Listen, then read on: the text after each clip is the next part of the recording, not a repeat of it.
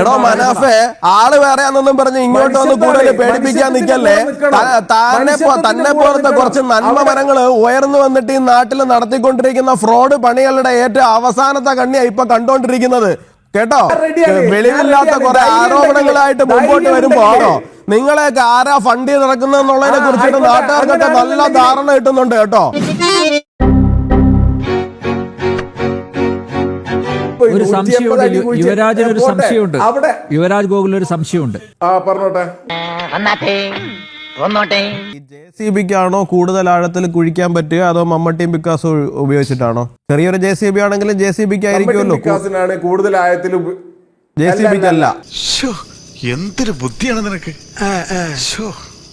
മമ്മട്ടിയും Picasso ഉപയോഗിച്ച് ഒരു വ്യക്തിക്ക് ഒറ്റയ്ക്കാണ് കുഴിക്കാൻ പറ്റുക അല്ലേ കൂടുതൽ? ഏറ്റവും കൂടുതൽ അല്ല, ഞാൻ ചോദിക്കുന്നത് ഈ ആരും കാണാണ്ട് ഒളിച്ചൊളിച്ച് ഒരാള് പോയി ഇരുട്ടത്ത് ഇത്രയും വലിയൊരു ശവശരീരങ്ങളും ഒക്കെ ചുമന്നുകൊണ്ട് പോയിട്ട് മമ്മട്ടിയും പിക്കാസോ ഉപയോഗിച്ച് മമ്മട്ടിയും പിക്കാസോ ഉപയോഗിച്ച് എത്ര നേരം കുഴിക്കണം? ഇന്നത്തോടെ ഈ കണിക്കൊരു തീരുമാനമാകും. JCB 1 മണിക്കൂർ കുഴിക്കുന്നതും ഒരു വ്യക്തി മമ്മട്ടിയും ചോദിക്കാം, എന്റെ ചോദ്യം പൂർത്തിയാക്കാൻ വിടുവങ്ങ്. ഒരു JCB 1 മണിക്കൂർ കുഴിക്കുന്നതും ഒരു വ്യക്തി ഒറ്റയ്ക്ക് ഒരു മമ്മട്ടിയും പിക്കാസും ഉപയോഗിച്ച് കുഴിക്കുന്നതും തമ്മിൽ എത്ര വ്യത്യാസം ഉണ്ടാവും മനാഫെ? അതൊന്നും എനിക്ക് അറിഞ്ഞൂടാ. അങ്ങനെയല്ലേ? അതെന്താ അങ്ങനെ അല്ലാത്തെ? ഒരു ശുചീകരണ തൊഴിലാളി പോയിട്ട് JCBക്ക് 150 അടിയൊന്നും കുഴിക്കാൻ പറ്റില്ല എന്ന് അങ്ങ് പറഞ്ഞു, സമ്മതിച്ചു. അപ്പൊ ഈ 100 കണക്കിന് മൃതദേഹങ്ങൾ ഒരു ശുചീകരണ തൊഴിലാളി ഒറ്റയ്ക്ക് മമ്മട്ടിയും പിക്കാസും ഉപയോഗിച്ച് അവിടെ കുഴിച്ചിട്ടു എന്ന് പറയുന്നത് അങ്ങ് കുറച്ചു നേരത്തെ പറഞ്ഞു സാമാന്യ യുക്തിക്ക് നിരക്കുന്നത് പറയണമെന്ന്. അതൊക്കെ സാമാന്യ യുക്തിക്ക് നിരക്കുന്നതായതുകൊണ്ടാണോ അങ്ങ് ഇവിടുന്ന് വണ്ടിയും വിളിച്ച് അവിടെ പോയത്? ഒരാവേശത്തിലെടുത്ത് ചാടി വേണ്ടായിരുന്നു അല്ലേ? ഓക്കെ, അതെ, ഞാൻ പറയാ. ആരാണ് സാറോട് പറഞ്ഞത് അയാൾ ഒറ്റക്കാണ് അതൊക്കെ ചെയ്തത് എന്നുള്ളത്? അപ്പൊ കുഴിച്ചിട്ട ബാക്കിയുള്ളവരൊക്കെ ഇവിടെ പോയി.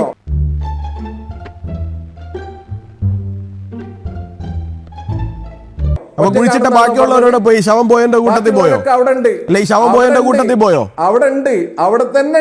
ആരാത് പറഞ്ഞേ? എടോ, ഇതൊക്കെ ആരെങ്കിലും പറഞ്ഞിട്ട് വേണോ? കാര്യങ്ങളൊക്കെ ഇത്രയായ സ്ഥിതിക്ക് നമുക്ക് അവിടെ ഊഹിക്കാൻ പാടില്ലേ? അവിടെ തന്നെ ഉണ്ടോ? എന്നാ പിന്നെ അവരെ കൂടി പുറത്താക്കി കൊണ്ടുവരുമല്ലോ. നമുക്ക് കുറച്ച് ആൾക്കാരെയും കൂടി കാണാമല്ലോ. ജയിലിൽ പോകുമ്പോ ഒരു കൂട്ടത്തോടെ പോവാലോ. ഇമ്മാതിരി വൃത്തിയോടൊക്കെ പറഞ്ഞു വരുന്നതിന് ഒറ്റയ്ക്ക് പോകണ്ടല്ലോ, കൂട്ടത്തോടെ പോവാല്ലോ. ജയിൽ അദ്ദേഹത്തിന് അന്യമല്ല. ഇന്നല്ലെങ്കിൽ നാളെ അദ്ദേഹം ഇവിടെ വരേണ്ട ആളാണ്. എന്തായാലും ഞാൻ അവിടെ ഒറ്റയ്ക്കായിരിക്കില്ല. താനുണ്ടാവും എന്റെ കൂടെ. ഈ വിഷയത്തില് അവിടെ കുഴിച്ചിട്ട ആൾക്കാരെ എത്ര ആളെ വേണം? അതുപോലെ തന്നെ അപ്പൊ അതിന്റെ സപ്ലൈ ഉണ്ടോ? ബംഗാളികളാണോ അതോ? ഉണ്ടെന്ന് വിചാരിച്ചോളി. അത് മനസ്സിലായി, അതിന്റെ സപ്ലൈ ഉണ്ടെന്ന് മനസ്സിലായി. ഇതിപ്പോ പാർട്ടി പ്ലീനത്തിന് എന്ന പോലെ അടുത്ത ജില്ലകളിൽ നിന്ന് വരെ ലോഡ് കണക്കിന് ആൾക്കാർ ഇറക്കുമതി ചെയ്തിരിക്കുക. അവൻ ഇതൊക്കെ എങ്ങനെ വാടകയ്ക്ക് അറേഞ്ച് ചെയ്ത് കൊടുക്കുന്നതാണോ അതോ ചാനലുകാർ വരുമ്പോ അവർക്ക് വാടകയ്ക്ക് അറേഞ്ച് ചെയ്ത് കൊടുക്കുന്നതാണോ അതോ മാസത്തിനാ കൂലി? ജാഥ പങ്കെടുത്ത ആൾ ഒന്നക്ക് 250 രൂപ ബിരിയാണി, ഒരു മിനറൽ വാട്ടർ. ഇതൊരു ബിസിനസ് അല്ലേ? ഇത് മുതലാണല്ലോ. ആയിരിക്കും, അത് തോന്നി. മാസത്തിനാ കൂലി. നന്നായി. മനാഫെ ചോദ്യത്തിലേക്ക് വരൂ. മനാഫിന്റെ താല്പര്യം എന്താണ്? ഇതാള് വേറെ. ഇങ്ങനെ ആളെ പേടിപ്പിക്കലും ഞാൻ ഉറക്കത്തിക്കാന്ന് ഞെട്ടും. മനാഫിന്റെ താല്പര്യം. എടോ മനാഫെ, ആള് വേറെയാണെന്നും പറഞ്ഞ് ഇങ്ങോട്ട് വന്ന് കൂടുതൽ പേടിപ്പിക്കാൻ നിൽക്കല്ലേ. തന്നെ പോലത്തെ കുറച്ച് നന്മ മരങ്ങള് ഉയർന്നു വന്നിട്ട് ഈ നാട്ടിൽ നടത്തിക്കൊണ്ടിരിക്കുന്ന ഫ്രോഡ് പണികളുടെ ഏറ്റവും അവസാനത്തെ കണ്ണിയാ ഇപ്പൊ കണ്ടോണ്ടിരിക്കുന്നത്. കേട്ടോ, കുറച്ച് കാലമായി നിങ്ങളെ നോട്ടൗട്ട് വെച്ചിരിക്കുകയാണ്. പാവം കളിച്ച് നടക്കുന്നു. കുറച്ച് കഴിയുമ്പോഴേ കൂട്ടത്തോടെ ജയിലിൽ പോകുമ്പോ ഫ്രണ്ടിൽ നിന്ന് പോകുമ്പോ കോടതി തൂക്കിയിട്ട് അങ്ങ് പോയാൽ മതി. ഇത് ആള് വേറെയാന്ന്, അല്ലെങ്കിൽ തലയിലൊരു തുണി ഇട്ടിട്ട് പോയാൽ മതി കേട്ടോ. ഇത് നിങ്ങൾ ഉദ്ദേശിക്കുന്ന ആളല്ല, ഞാൻ വേറെ ആളാന്ന് പറഞ്ഞ് തലയിലൊരു തുണി ഇട്ടിട്ട് അങ്ങ് പോയാൽ മതി കേട്ടോ. നീ സെൻട്രൽ ജയിലിലേക്ക് ഒരു വാഗ്ദാനം വേണ്ട. വെളിവില്ലാത്ത കുറെ ആരോപണങ്ങളായിട്ട് മുമ്പോട്ട് വരുമ്പോ നിങ്ങളെയൊക്കെ ആരെയാ ഫണ്ട് ചെയ്ത് നടക്കുന്നെന്നുള്ളതിനെ കുറിച്ചിട്ട് നാട്ടുകാർക്ക് നല്ല ധാരണ കിട്ടുന്നുണ്ട് കേട്ടോ. നിങ്ങളെയൊക്കെ ആരാ ഫണ്ട് ചെയ്ത് നടക്കുന്നെന്നുള്ളതിനെ കുറിച്ചിട്ട് നാട്ടുകാർക്കൊക്കെ നല്ല ധാരണ കിട്ടുന്നുണ്ട് കേട്ടോ. എന്നെക്കൊണ്ട് ആരാ ചെയ്യിക്കുന്നത് എനിക്ക് നല്ലപോലെ അറിയാം. കൂടുതൽ വലിയ നന്മമരൊന്നും ചമയണ്ട. നിന്റെ പരിപാടി തീർത്ത് തരാണ് ഞാൻ. അയ്യോ നാട്ടിൽ ഒരു പ്രശ്നം നടന്നു എന്ന് അറിഞ്ഞപ്പോ ഞാൻ ഇവിടുന്ന് വണ്ടിയും വിളിച്ച് അവിടെ പോയിട്ട് ഞാനും 3-4 ബാക്കിയുള്ളവരും കൂടി ചേർന്നുകൊണ്ട് വലിയ ഒരു ആക്ഷൻ കമ്മിറ്റിയൊക്കെ ഉണ്ടാക്കി. ലോറിയായിട്ട് വന്നതാണെങ്കിൽ വണ്ടി എടുത്ത് വേഗം സ്ഥലം വിട്ടോണം. ഇവർക്ക് വേണ്ടി സംസാരിക്കാൻ ഇയാളാരാ? അയ്യോ ഞാനൊരു പാവം, സമൂഹത്തിന് എന്തെങ്കിലും നന്മ ചെയ്യണമെന്ന് ആഗ്രഹിക്കുന്ന ഒരു പാവം സാമൂഹ്യ പ്രവർത്തകൻ. അത് പോട്ടെ, ഇറങ്ങി എന്നിട്ട് എന്താ കണ്ടുപിടിച്ചേ? എന്നിട്ട് ചോദ്യം ചോദിക്കുമ്പോ പൊട്ടത്തരം വിളിച്ചു പറയാ. JCBക്ക് കുഴിക്കാൻ പറ്റുന്നതിനേക്കാളും കൂടുതൽ ഒരു വ്യക്തി മമ്മട്ടിയും പിക്കാസും ഉപയോഗിച്ച് കുഴിച്ചു എന്നൊക്കെ പറയുന്ന പൊട്ടത്തരം വിളിച്ചു പറയാ. വിവരമുണ്ടോ തനിക്ക്? സത്യമായിട്ടുമില്ല. ശരി, നിങ്ങൾ പോയി, ശരി സമ്മതിച്ചു. എന്നിട്ട് എന്താ കിട്ടിയെന്നോട് പറയുന്നേ? അങ്ങനെയൊക്കെ ചോദിച്ചാൽ ഇച്ചിരി കുഴയ്ക്കുന്ന ഒരു ചോദ്യമാണ്. അവർക്ക് നീതി മേടിച്ചു കൊടുക്കേണ്ടതും താങ്കളെ പോലത്തെ ആളുകളാ. താങ്കളെ പോലത്തെ ആളുകൾക്ക് അല്ലാതെ നീതിയാണെങ്കിലല്ലേ മേടിച്ചു കൊടുക്കാൻ പറ്റുള്ളൂ. നിങ്ങൾ കാശണ്ണി വാങ്ങിച്ചിരിക്കുന്നതിന്, നിങ്ങൾ കാശണ്ണി വാങ്ങിച്ചിട്ട് സാധാരണ ഹിന്ദുക്കളുടെ സ്ഥാപനങ്ങൾക്ക് നേരെ ഇത്തരത്തിലുള്ള വ്യാജ ആരോപണങ്ങളായിട്ട് ഇറങ്ങുന്നത് ആരെ സഹായിക്കാനാ, ഏത് ലോബിയെ സഹായിക്കാനാന്നുള്ള കാര്യത്തെ കുറിച്ചിട്ടൊക്കെ ഞങ്ങൾക്ക് നല്ല നിശ്ചയമുണ്ട് മനാഫെ. അത് ശരി, ഞങ്ങൾക്ക് നല്ല ധാരണയുണ്ട് മനാഫെ. നിങ്ങൾ ഏത് ലോബിയെ സഹായിക്കാൻ വേണ്ടിയിട്ടാണ് ഈ പൈസ വാങ്ങി ഇറക്കിയിരിക്കുന്നതെന്നും ആളെ സപ്ലൈ ചെയ്യാൻ വേണ്ടിയിട്ട് മാസക്കൂലിക്കും ദിവസം കൂലിക്കും ഒക്കെ ആളെ ഇറക്കുന്നതിനെ കുറിച്ചിട്ട് നല്ല ധാരണ നമുക്കറിയാം അവന്റെയൊക്കെ കഥ. നിങ്ങളോട് ആദ്യത്തെ ചോദ്യം വന്നപ്പോ തന്നെ നിങ്ങൾക്ക് മനസ്സിലായി നിങ്ങൾ പറഞ്ഞതിനകത്ത് എന്നെ കുഴഞ്ഞു എന്ന്. അതായത് ഒരു വ്യക്തി അല്ലെങ്കിൽ പോട്ടെ ഒരു 4-5 വ്യക്തികൾ ചേർന്ന് കുഴിച്ചിട്ടതിനേക്കാളും കൂടുതൽ, അതും എങ്ങനെ പരസ്യമായിട്ടല്ല, ഒളിച്ച് പാത്ത് പതുങ്ങി ആരും കാണാതെ രാത്രിയുടെ മറവിൽ വന്നിട്ട് അവിടെ കുഴിച്ചിട്ടത്. ഇത്രയും പകൽ വെളിച്ചത്തിൽ JCB ഉൾപ്പെടെ ഇത്രയും സംവിധാനങ്ങൾ കൊണ്ടുവന്ന് കുഴിച്ചിട്ട് 3-4 എല്ലാം കഷ്ടം. ഇവരൊക്കെയാണ് പറഞ്ഞതൊക്കെ ഇച്ചിരി മര്യാദ വേണം ഇൻസ്പെക്ടറെ. അത് ഒരു പുരുഷന്റെ പോട്ടെ. അല്ലല്ല, ഞാൻ ചോദിക്കട്ടെ, നിങ്ങളവിടെ നിൽക്കുക. നിങ്ങളുടെ ഈ പറയുന്ന ഒരു ശുചീകരണ തൊഴിലാളി ഒരു തലയോട്ടി എടുത്തുകൊണ്ട് പോലീസ് സ്റ്റേഷനിലേക്ക് പോയി. സ്ത്രീയെ കുഴിച്ചിട്ടു, നഗ്നയായ സ്ത്രീയെ കുഴിച്ചിട്ടു. എന്നിട്ട് അവിടെ ചെന്നപ്പോ ഈ തലയോട്ടി പുരുഷന്റേതായിട്ട് മാറി. അപ്രതീക്ഷിതമായ ഒരു വമ്പൻ ട്വിസ്റ്റ്.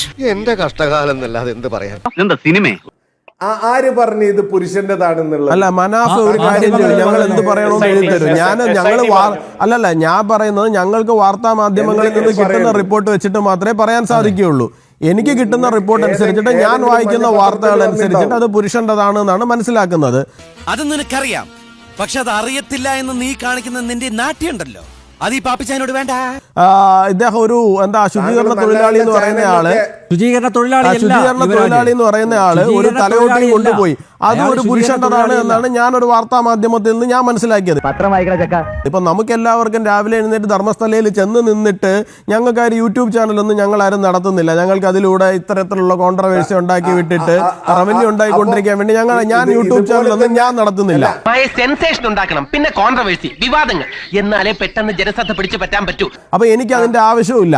അപ്പൊ നമ്മൾ സ്വാഭാവികമായിട്ടും ഒരു വാർത്ത വരുന്ന സമയത്ത്, ഞാൻ കംപ്ലീറ്റ് ചെയ്യട്ടെ, നമ്മളൊരു വാർത്ത ഇല്ല, നീതി വാങ്ങി തരാനാണ് ഞാൻ ചോദിക്കുന്നത്. നമ്മളൊരു വാർത്ത വരുന്ന സമയത്ത് തീർച്ചയായിട്ടും ആ വാർത്തകളെയാണ് നമ്മൾ ഫോളോ ചെയ്ത് പോകുന്നത്. അവിടെ എന്ത് സംഭവിച്ചു, അവിടെ SIT അവിടെ എക്സ്ഹ്യൂമേഷൻ തുടങ്ങുന്നു. തീർച്ചയായിട്ടും നമ്മൾ പ്രതീക്ഷിക്കുന്നതെന്ന് പറഞ്ഞാൽ 100, ഇപ്പോൾ ഞാൻ വളരെ സെൻസിബിളായിട്ട് തന്നെ പറയുകയാണ്, അവിടെ 100 കണക്കിന് മൃതദേഹങ്ങൾ കുഴിച്ചിട്ടു എന്ന് പറയുന്ന സമയത്ത് ഞാൻ ഉൾപ്പെടെയുള്ള ആൾക്കാർ ധരിച്ചിരുന്നത് അതിനകത്ത് സത്യമുണ്ടാവുന്ന 100 കണക്കിന് മൃതദേഹങ്ങൾ കുഴിച്ചിട്ടു. അതും വളരെ കൺവിൻസിംഗ് ആയിട്ട് 1980-കൾ മുതൽ 2000-ന്റെ തുടക്കം വരെ എന്നൊക്കെ പറയുന്ന സമയത്ത് 20 വർഷങ്ങൾ കൊണ്ട് 100-100 ചില്ലുവാൻ ആൾക്കാരെയൊക്കെ അവർ ചിലപ്പോൾ അവിടെ സംഭവിച്ചിട്ടുണ്ടാവും. ഉണ്ടാകണം, ഉണ്ടായിരിക്കണം, ഇല്ലെങ്കിൽ ഉണ്ടാക്കും. എന്നാലും ധർമ്മസ്ഥല പോലൊരു സ്ഥലത്ത് ഇതൊക്കെ സംഭവിച്ചല്ലോ എന്ന് പറയുന്ന ഒരു അവസ്ഥയിലായിരുന്നു. അപ്പോൾ അവിടെ SIT ഉണ്ടാക്കുന്നു. നിങ്ങൾ മനസ്സിലാക്കേണ്ടുന്ന ഒരു കാര്യം എന്ന് പറയുന്നത്, അല്ലല്ല, നിങ്ങൾ അവിടെ അടങ്ങിയിരിക്കുന്ന, ഞാൻ പറഞ്ഞു തീർക്കട്ടെ, ഞാൻ പറഞ്ഞു തീർത്തില്ല, അവിടെ അടങ്ങിയിരിക്കും. നിന്റെ വർത്താനം കുറച്ച് ഓവറാവുണ്ട് കേട്ടോ കുഞ്ഞിരാമ, ഒരു പൊടിക്കടങ്ങിക്കോ. ഇതിനകത്ത് എവിടെയാണ് ഈ 100 കണക്കിന് മൃതദേഹങ്ങൾ? നിങ്ങൾ പറയുന്നിടത്ത് എല്ലാവരും കുഴിക്കുകയല്ലേ, കുഴിക്കാണ്ടിരിക്കുന്നില്ലല്ലോ. നിങ്ങളുടെ എല്ലാവരുടെ മുമ്പിൽ വെച്ചിട്ട് തന്നെയല്ലേ കുഴിച്ചുകൊണ്ടിരിക്കുന്നത്. അപ്പോൾ ഇതിനകത്തുനിന്ന് നിങ്ങൾ ഈ പറയുന്ന എന്തെങ്കിലും ഒരു സാധനം കൊണ്ടുപോകാനേ നമുക്ക് നീതി വാങ്ങിത്തരണമെന്നുണ്ടെന്നുണ്ടെങ്കിൽ ചുമ്മാ ഏറിൽ നീതി വാങ്ങിത്തരാൻ പറ്റുമോ? ഇല്ലല്ലോ. ഓക്കെ, ശരി, ഈ 400 ചില്ലാൻ ആൾക്കാരെ കുഴിച്ചിട്ടില്ല, 100 ചില്ലാൻ ആൾക്കാരെ കുഴിച്ചിട്ടു. ഈ 100 ചില്ലാൻ ആൾക്കാർക്ക് പേരില്ലേ? ഞാനും അത് ആലോചിക്കുന്നേ. പിന്നെ നമ്പ്യാർജി, ഇദ്ദേഹം പറയുന്ന വളരെ ബുദ്ധിപരമായ ഒരു കാര്യമുണ്ട്. ഇപ്പൊ നിങ്ങൾ ശ്രദ്ധിച്ചോന്നറിയില്ല, അവിടെ പോലീസ് സ്റ്റേഷൻ ഇല്ലായിരുന്നു 2005 വരെ. 10 കിലോമീറ്റർ അപ്പുറത്താണ് ഉണ്ടായിരുന്നത്. അത് പിന്നെ വലിയ കാര്യല്ലേ. ഞാനൊരു കാര്യം പറയട്ടെ, നമ്മുടെ നാട്ടിലെ ഇപ്പൊ നമ്മൾ ഇന്ന് സംസാരിക്കുന്ന കൈമനം എന്ന് പറയുന്ന സ്ഥലം, ഈ കൈമനം എന്ന് പറയുന്ന സ്ഥലത്തിന്റെ അടുത്തുള്ള പോലീസ് സ്റ്റേഷൻ ഒരു 10 വർഷം മുമ്പ് എവിടെയായിരുന്നു, അല്ലെങ്കിൽ ഒരു 20 വർഷം മുമ്പ് എവിടെയായിരുന്നിരിക്കും നിങ്ങൾക്ക് അറിയാവോ? ഞാൻ മനസ്സിൽ കണ്ടത് തന്നെയാണ് ഈ ചെയ്തത്. നമ്മൾ ഫോർട്ടിൽ പോകണമായിരുന്നു. കൈമനം മുതൽ ഫോർട്ട് വരെ പോകണമെന്നുണ്ടെങ്കിൽ 8-9 കിലോമീറ്റർ വരും. ഇപ്പോഴാണ് കരമന പോലീസ് സ്റ്റേഷൻ വന്നത്, 3-4 കിലോമീറ്റർ അപ്പുറത്ത് കരമന പോലീസ് സ്റ്റേഷൻ വന്നത്. എപ്പോഴാണ് എനിക്ക് ഇപ്പോഴും ഓർമ്മയുണ്ട്, എനിക്ക് ഒന്ന് 2005-2009 ടൈമിൽ എന്താണ് വന്നത്. അപ്പൊ അതിനു മുമ്പ് ഇല്ലായിരുന്നു. ഈ നമ്മുടെ നാട്ടിലും എല്ലായിടത്തും 10 കിലോമീറ്റർ അപ്പുറത്തുള്ള പോലീസ് സ്റ്റേഷൻ എന്ന് പറയുന്നത് ഉഗാണ്ടയിലും വല്ലതുമാണോ? എനിക്ക് മനസ്സിലാവുന്നില്ല. 10 കിലോമീറ്റർ അപ്പുറത്തെ പോലീസ് സ്റ്റേഷൻ ഉണ്ട്. 2003 മുതൽ അവിടെ മെഡിക്കൽ കോളേജ് വരെയുള്ള സംവിധാനങ്ങളുണ്ടെന്നേ അവിടെ. ചുമ്മാ ആൾക്കാരെ പൊട്ടന്മാരാക്കാൻ വേണ്ടിയിട്ട് വന്നിരുന്നിട്ട് ഞാൻ ധർമ്മസ്ഥലയിൽ പോയിട്ടുണ്ട്, എനിക്ക് അവിടുത്തെ അറിയാം. ഏതവനെയും പറ്റിക്കാൻ കഴിവുള്ള ഏതോ യമലോക പെരട്ടിയവൻ അവിടെ 10 കിലോമീറ്റർ അപ്പുറത്തെ പോലീസ് സ്റ്റേഷൻ എന്ന് പറയുന്നത് കേട്ടോണ്ടിരിക്കുന്ന പൊതുജനങ്ങളെ നിങ്ങളൊന്ന് ചിന്തിച്ചു നോക്ക്. നിങ്ങളുടെ വീട്ടിന്റെ അടുത്തുനിന്ന് പോലീസ് സ്റ്റേഷനിലേക്ക് എത്ര ദൂരം വരും എന്നുള്ള കാര്യം. ഒരു 6, 7, 8 കിലോമീറ്റർ ഒക്കെ ഇല്ലാണ്ട് എവിടെയാന്നേ പോലീസ് സ്റ്റേഷൻ എല്ലാവരുടെ വീട്ടിന്റെ അടുത്ത് ഓരോ പോലീസ് സ്റ്റേഷൻ കൊണ്ട് വെച്ച് തരാൻ പറ്റുമോ? ഇല്ലല്ലോ. ഒരു 8 കിലോമീറ്റർ ചുറ്റളവില് 10 കിലോമീറ്റർ ചുറ്റളവിലൊക്കെ ഒരു പോലീസ് സ്റ്റേഷൻ ഉണ്ടാവുക നോർമലി. അപ്പൊ ഇത് നമ്മുടെ വീട്ടിൽ നിന്ന് ഒരാളെ കാണാൻ കൊണ്ട് പോയി കഴിഞ്ഞാൽ, എനിക്ക് കോമൺ സെൻസിൽ ഞാൻ ചോദിക്കുകയാണ്, നമ്മുടെ വീട്ടിൽ നിന്ന് ഒരാളെ കാണാൻ കൊണ്ട് പോയി കഴിഞ്ഞാൽ 10 കിലോമീറ്റർ അപ്പുറത്തെ പോലീസ് സ്റ്റേഷൻ ഉള്ളു കേട്ടോ. അതുകൊണ്ട് ഞാൻ പരാതി കൊടുക്കുന്നില്ല എന്ന് പറഞ്ഞ ആരെങ്കിലും വീട്ടിൽ ഇരിക്കോ?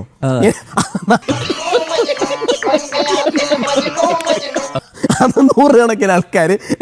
എനിക്ക് മനസ്സിലാകുന്നില്ല, ഒരു കഥ ഉണ്ടാക്കുന്ന സമയത്ത് ഒരു കുറച്ച് ആൾക്കാർ ഈ കണ്ടുകൊണ്ടിരിക്കുന്ന ഒരുപാട് മനുഷ്യരുണ്ടെന്നേ. എല്ലാവർക്കും ഡൈജസ്റ്റ് ആവാൻ പറ്റുന്ന തരത്തിലൊരു കഥ ഉണ്ടായി കഴിഞ്ഞാൽ നമുക്കും വിശ്വസിക്കാം, നമുക്കും നീതി വാങ്ങിത്തരാം. കോളടിച്ചില്ലേ, സന്തോഷമായല്ലോ.